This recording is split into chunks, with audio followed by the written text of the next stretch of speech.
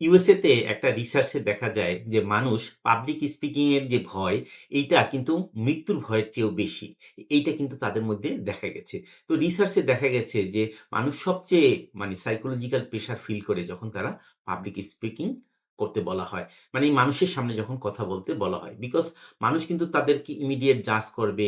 এই যে একটা সোশ্যাল প্রেশার, এটা কিন্তু তাদের একটা ফোবিয়া হিসাবে কিন্তু কাজ করে। মৃত্যুর ভয়কে দেখা গেছে ওই রিসার্চে ৪ নাম্বারে ওই মৃত্যু ভয়ের পজিশনটা ছিল। তো আমরা আজকে বারাক ওবামার পাবলিক স্পিকিং এবং ট্রান্সফরমেশনাল কমিউনিকেশন নিয়ে আলাপ করব। তিনি ২০০৪ সালে তিনি বোস্টনে ডেমোক্রেটিক ন্যাশনাল কাউন্সিলে একটা ভাষণ দিয়েছিলেন। ওই ভাষণটার দৈর্ঘ্য ছিল ১৬ থেকে ১৭ মিনিট। আমাদের দেশে যেমন একটা জাতীয় নির্বাচনের আগে বিভিন্ন ইস্তেহার হয়, বিভিন্ন পলিটিক্যাল লিডাররা তারা কি করবে, তাদের করণীয় কি? এটা নিয়ে যেমন ভাষণ দেন, ইউএসএ তেও কিন্তু রিপাবলিকান এবং ডেমোক্রেটিক তাদের মধ্যে কিন্তু এরকম একটা কনভেনশন হয়। তো ওই কনভেনশনে তিনি ছিলেন কিনোট স্পিকার। তো কিনোট স্পিকার সাধারণত ২০ মিনিটের মতো একটা সময় পেয়ে থাকেন। তো বারাক ওবামা যেহেতু কিনোট স্পিকার ছিলেন, তিনি তার ভাষণটাকে ৩ ভাগে ভাগ করেছিলেন। তিনি তার জীবনের গল্প এবং সংগ্রামের কথা বলেছেন। তিনি আমেরিকার নেক্সট যে স্বপ্ন সেটা নিয়ে কথা বলেছেন। তিনি আমেরিকার রাজনৈতিক ঐক্যের কথা তিনি বলেছেন।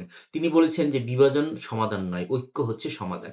তিনি বলেছেন রাজনীতির চেয়ে বেশি গুরুত্বপূর্ণ হচ্ছে মানবিক সংযোগ। মানে যেটাকে বলা হয় হিউম্যান কানেকশন। এভাবে কিন্তু তিনি ইমোশনালি মানুষকে কিন্তু কানেক্ট করতে পেরেছিলেন এবং তার টোটাল বক্তৃতায় মানুষের হোপ ছিল, ইউনিটি ছিল, হিউম্যানিটি ছিল, এমপ্যাথি এবং ইমোশনালি কানেক্টেড ছিল।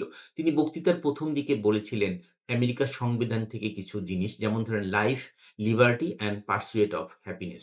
মানে হচ্ছে জীবন, স্বাধীনতা এবং হ্যাপিনেসের সন্ধানে, হ্যাপিনেসকে নিশ্চিত করা। তিনি রেসপেক্টফুলি আমেরিকাকে কিন্তু রিপ্রেজেন্ট করেছিলেন। এরপরে তিনি বলেছিলেন তার বক্তৃতার ১২ মিনিট ২০ সেকেন্ডের দিকে তিনি বলেছিলেন, "there will be no conservative America, no liberal America. There will be United States of America." এই কথা বলার পরে মিলিয়নস অফ পিপল কিন্তু দাঁড়িয়ে তাকে অভিবাদন জানিয়েছিল এবং বিভিন্ন মিডিয়া তাকে বলেছিল যে, "he will be the rising star of the Democratic party." তারপরে কিন্তু ২০০৪ সালে তিনি যখন ইউএস সিনেটের নমিনেশন পেয়ে যান, তিনি নির্বাচনে বিজয়ী হন এবং ২০০৮ সালে তিনি প্রেসিডেন্ট ইলেকশনের জন্য নির্বাচিত হন এবং ২০০৯ সালে তিনি ক্ষমতা গ্রহণ করেন। এরপরে দেখা যাচ্ছে তিনি ২০০৯ সালে নোবেল পুরস্কারও বিজয়ী হন। তো তিনি আসলে যে কাজটা করেছেন, তিনি কি শুধু পাবলিক স্পিকিং দিয়েই এই কাজটা করেছেন? না। তিনি আসলে আরো যে কাজটা করেছেন, তিনি শিক্ষা, স্বাস্থ্য এবং সরকারি কাজের স্বচ্ছতা এই ৩ টা জিনিস নিয়ে কিন্তু সবসময় তিনি কথা বলেছেন। But public speaking one of the ladder, তিনি যে ২০০৪ সালে যে বক্তৃতাটা দিয়েছিলেন, এটাই কিন্তু সবাই যারা আসলে পলিটিক্যাল রিসার্চার তারা কিন্তু বলে থাকেন যে এইটাই তার একটা ল্যাডার হিসাবে কাজ করেছিল। তো পাবলিক স্পিকিং কিন্তু ম্যাটার। তো আপনার কমিউনিকেশনকে ভালো করতে হলে অবশ্যই পাবলিক স্পিকিংটাকে ভালো করতে হবে।